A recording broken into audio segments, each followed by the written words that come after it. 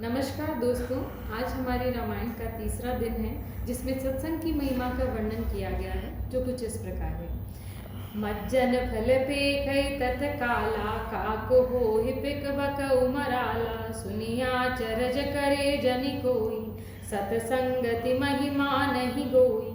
इस तीर्थ राज में स्नान का फल तत्काल ऐसा देखने को मिलता है कि कोए कोयल बन जाते हैं, बगुले हंस हो जाते हैं। यह सुनकर कोई आश्चर्य न करे, क्योंकि सत्संग की महिमा किसी से छिपी नहीं है। वाल्मीकि नारद घट जोनी, निज निज मुखनी कही निज होनी, जल चल थल चर नभ चर नाना, जे जड़ चेतन जीव जहाना। वाल्मीकि, नारद जी और अगस्त्य जी अपने अपने मुखों से अपनी जीवन का वृतांत कहते हैं। जल में रहने वाले, जमीन पर चलने वाले और आकाश में विचरण करने वाले नाना प्रकार के जड़ चेतन ही जीव के जगत में हैं।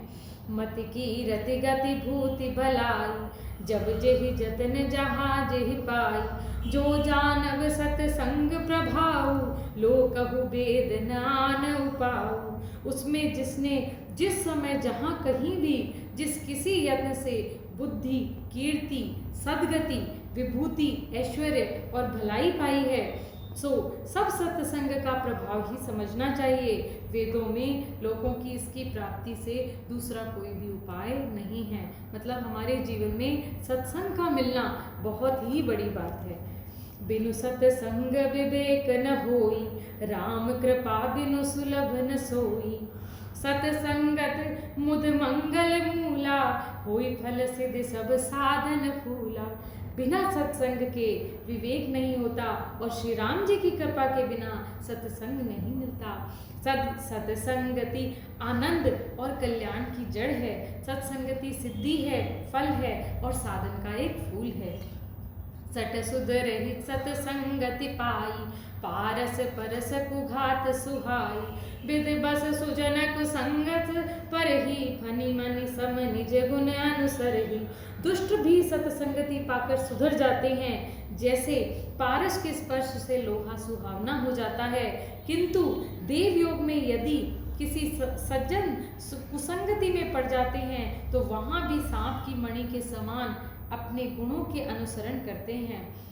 अर्थात जिस प्रकार सांप का संसर्ग पाकर भी मणि उसके विष को ग्रहण नहीं करती है, अपने सहज गुण प्रकाश को नहीं छोड़ती है, उसी प्रकार दुष्टों पर भी सत्संग का प्रभाव पड़ता है कि दुष्ट अपनी दुष्टता को छोड़ देता है। विधि हरि हर कवि को विद बानी, कहत साधु महिमा सक जानी। सो मोसन कही जात न कैसे, साक बनिक मनि गुण गण जैसे। ब्रह्मा, विष्णु, शिव, कवि, पंडितों की वाणी भी सब संत महिमा का वर्णन करने से सकुचाती है। सत्संग की इतनी महिमा है, वह मुझ में किस प्रकार नहीं कही जाती, जो साग तरकारी बेचने वाले मणियों के गुण समूह नहीं कहे जा सकते हैं। बंदेउ संत समान चित, हित अनहित नहीं हो कोई। अंजलिगत शुभ सुमन जिनि, सम सुगंध कर हो दोई। संत सरल चित जगत हित, जानि सुभाय सने। बाल विनय सुनि कर कृपा, राम चरण रति देव सियावर। रामचंद्र पदु जय शरणम, शंकर हरि ओम जय जय सिया राम। जय सिया राम, जय जय सिया राम, जय सिया राम, जय जय सिया राम।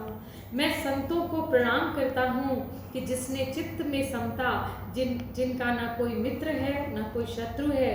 जैसे अंजलि में रखे हुए सुंदर फूल सुगंधित होते हैं, वैसे ही संत शत्रु और मित्र दोनों का ही समान रूप से कल्याण करते हैं।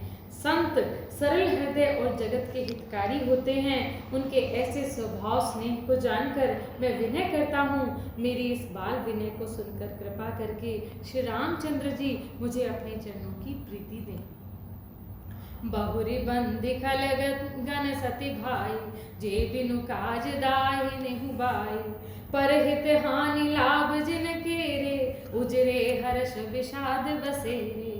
अब मैं सच्चे भाव से दुष्टों को प्रणाम करता हूँ, जो बिना ही प्रयोजन अपना हित करने वाले के प्रतिकूल आचरण करते हैं। दूसरों के हित की हानि ही जिसकी दृष्टि में लाभ है, उसे दूसरों के उजड़ने का हर्ष और बसने में विषाद होता है। हरिहर जस राकेश राहु से, पर आकाश भट सहस बाहु से। जे पर दोष लखई सहसाखी, पर हित घ्रत जिनके मन माखी। जो हरिहर के यश रूपी पूर्णिमा चंद्रमा के समान, राहु के समान, चंद्रमा के लिए राहु के समान है, भगवान विष्णु और शंकर के यश को भी वर्णन करते हैं। दूसरों की बुराई करने में सहस्रबाहु के समान वीर हैं, जो दूसरों के दोषों को हजार आंखों से देखते हैं और दूसरों के हित रूपी घी में मन के मक्खी के समान है। उसी प्रकार दुष्ट लोग दूसरों से बने बनाए काम को हानि करके बिगाड़ देते हैं।